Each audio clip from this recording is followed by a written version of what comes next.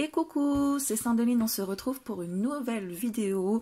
On fait aujourd'hui la review du tarot métal. Alors vous m'avez peut-être vu avec le taroscope à me plaindre de la grandeur des cartes malgré le fait qu'il soit magnifique. Vous allez comprendre tout de suite pourquoi. Avant de commencer, je tiens à remercier toutes les personnes qui sont là, qui sont derrière leur écran, qui me soutiennent et qui me donnent envie de vous proposer toujours plus de contenu. D'ailleurs, on vient d'atteindre les 1000 abonnés, le 1K. Alors, je sais pas à quoi ça me sert, mais voilà, en tout cas, merci d'être là. Bienvenue aux personnes qui nous rejoignent peut-être sur la chaîne. Bienvenue dans la team, hein, vous verrez en vous baladant un petit peu dans les playlists.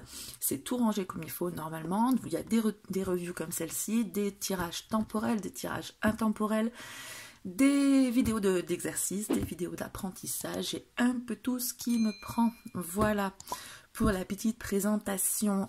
On passe tout de suite au tarot métal. Alors, c'est un beau bébé quand même. Hein. Vous avez des jolies cartes derrière. Enfin, des jolies cartes, je veux dire, c'est tout doux, le relief. Bon, on s'en fout, hein, mais bon. Je ne suis pas une spécialiste des reviews, donc si j'oublie des trucs, si je vous dis pas tout, ben, posez-moi simplement la question. Hein, pas obligé de me disputer. Alors, voilà un livret. Le dos de deck, c'est donc le cube de Métatron. Le livret, plutôt pas mal.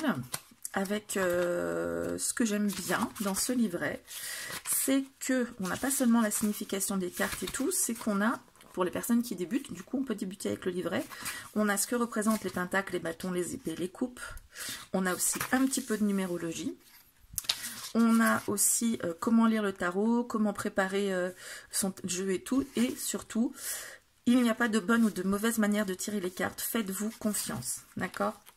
Donc ça j'apprécie. Qu'il y ait pas mal d'humilité à se dire moi je suis qui pour vous dire comment il faut faire cette personne. Donc B, Demon C ou Demon Sai selon comment on l'écrit, et Fortifem, voilà, qui nous explique que chacun fait comme il veut et que la manière dont vous ferez ce sera forcément la bonne puisqu'elle résonnera avec vous. Donc là vous voyez qu'on a différents tirages, les tirages plus ou moins connus, la croix celtique et le tirage du pentagramme inversé pour un tirage spécial pour le jeu. Ensuite, vous avez les arcanes majeures où on nous indique qui est l'artiste qui est sur la carte. Donc pour le fou, par exemple, voyez, on a Ozzy. Pour le magicien, Mike Portnoy, etc. Et mon regret, c'est que c'est pas précisé pour tous les... Enfin, c'est pas précisé pour les mineurs. Vous voyez, on a là Lars Ulrich par exemple, mais là on ne sait pas qui c'est. Il y en a plusieurs où on ne sait pas qui c'est. Là, moi je reconnais Axl Rose, mais c'est un petit peu trouble, non? Je vais... Hop. Je reconnais Axl Rose, mais après il y en a où on est en mode oui, je sais, mais c'est qui déjà? Et on ne sait pas forcément qui c'est, donc c'est un peu dommage, juste ça. Voilà, les significations, hein, les arcanes, donc mineurs toujours, et à la fin, est-ce qu'il y a un truc à la fin? Les remerciements. Ah, Bérangère de Monsai. Voilà. Livret pas mal, donc un peu glossy ici. Là, c'est pas glossy, donc c'est bien, c'est en couleur en plus. Et les cartes, donc je me plaignais de la taille des cartes. C'est aussi le deuxième bémol que je mettrais. Alors au fond du coffret, on a The Diable. Je sais plus d'où il vient lui, mais voilà, The Diable. Il y a aussi des reflets là-dessus, si sympathique ma foi. Je les mets de côté. Et la taille des cartes. Ouais, c'est le petit bémol. Après, il est tellement beau ce jeu, je suis tellement fan que voilà, c'est quoi le bémol de pas savoir qui c'est. Mais bon, c'est pas grave, on joue aux dominettes. Et le seul truc, ouais, c'est les... Vous m'avez vu peut-être galérer dans le taroscope de novembre. Effectivement, oui, il est grand.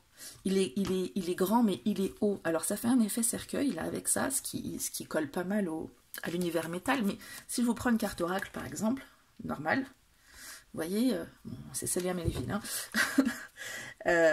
Il y a quand même un bon écart en plus, hein. Il doit y avoir 4 cm, 3-4 cm, donc voilà, pas possible de mélanger comme ça, pourtant j'y arrive en général, donc comme ça.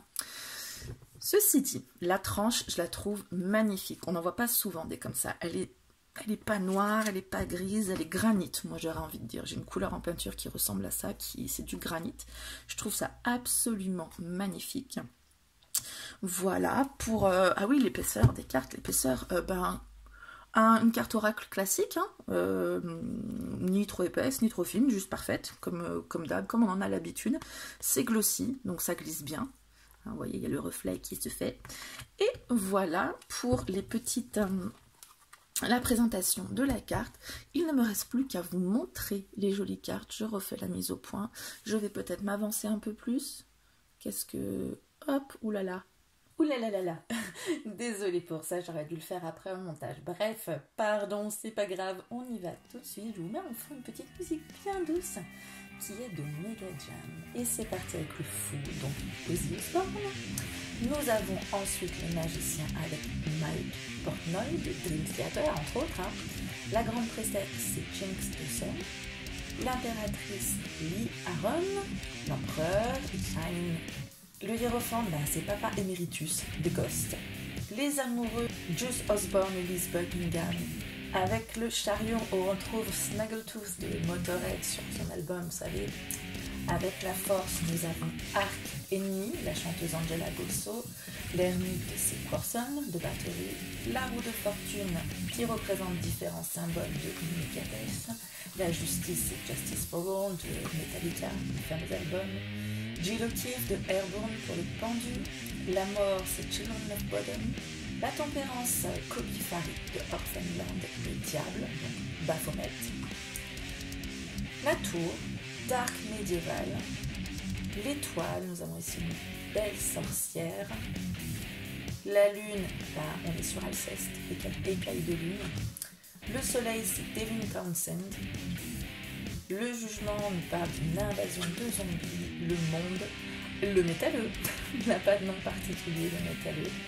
Allez, on y va avec les pentacles qui vont être sur le thème du disque, on a le vinyle, le passage du vinyle au CD, le split album.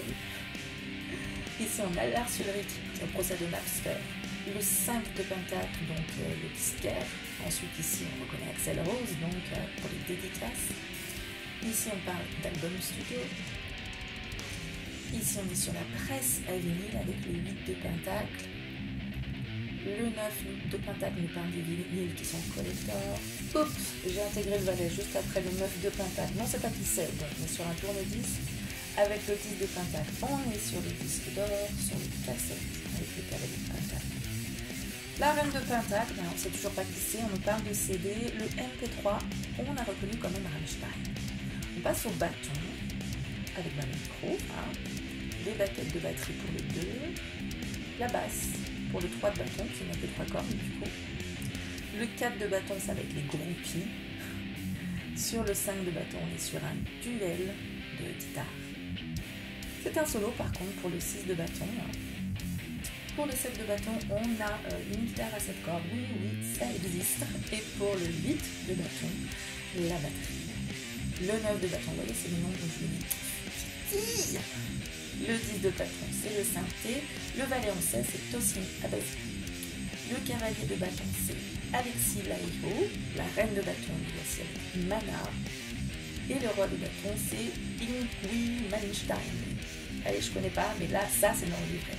On passe aux différents types de rock avec le rock'n'roll pour l'HDP, le crossover pour le 2DP avec Suicidal Tendencies, le 3DP, c'est le gothique, le 4DP, le funeral doom, le 5DP, le thrash metal, le 6DP, le prog metal,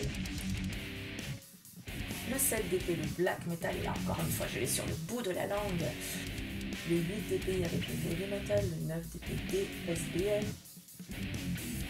le death metal avec le 10, le giant metal pour le bas DP, le grindcore pour le cavalier, le punk avec la reine d'épée et le hard rock avec le roi d'épée. On passe aux coupes avec la pinte. Le 2 de coupe, ce sera sur le thème on trinque. Le 3 de coupe, les concerts. Le 4 de coupe, c'est le Sister en festival. J'en ai vu d'autres comme ça. Le 5 de coupe, c'est la gueule de bois. Le 6 de coupe, pardon, c'est le camping Hellfest. 7 de coupe est à éthylique, 8 de coupe, la fin de festival. Le 9 de coupe est sur les collectionneurs de gobelets consignés. Table en stand de festivalier pour le 10. Le valet de coupe, on ne sait pas qui c'est. Le cavalier de coupe, c'est James Hetfield. La reine de coupe sur Woodstock et le Hellfest Festival. Et voilà pour la review du tarot métal. Bon bah voilà, ma carte préférée forcément c'est James Hetfield qui est ici. Vous en fichez peut-être, mais je vous le dis. Il a franchement la classe sur cette carte. On représente bien sa prestance et sa tenue, sa manière de bref. Le seul truc que je regrette aussi pour ce jeu, encore une fois, c'est pas grand chose, c'est qu'il n'y ait pas certains artistes qui pour moi sont incontournables du métal. Effectivement, on retrouve pas AC/DC, Iron Maiden, Pantera, j'avais Slipknot aussi, Nirvana, pourquoi pas, c'est pas du métal, mais voilà, c'est un peu des grands qui pour moi sont incontournables. En tout cas, voilà, je voulais pas faire une review trop longue, donc si j'ai oublié des trucs, dites-le moi et je répondrai à vos questions avec plaisir. Qu'est-ce que je voulais vous dire d'autre aussi? Bon, écoutez, c'est tout. Rock'n'roll forever. Ciao.